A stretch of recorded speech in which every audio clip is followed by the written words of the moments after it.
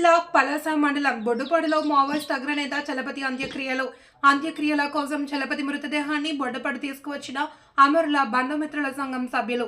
ఛత్తీస్గఢ్ ఒడిశా సరిహద్దులో మంగళవారం జరిగిన ఎన్కౌంటర్లో మరణించిన చలపతి మావోయిస్టు పార్టీ కేంద్ర కమిటీ సభ్యుడు చలపతిపై ₹1 కోటి రివార్డ్. చలపతి భార్య అరుణ అలియాస్ రుక్మిణి సొంతూరు పలాస మండలం బొడ్డపాడు. కొనసాగిద్దాం రామచంద్రారెడ్డి గారి ప్రతాపరెడ్డి ఆశయాలను కొనసాగిద్దాం ప్రతాపరెడ్డి గారి ఆశయాలను.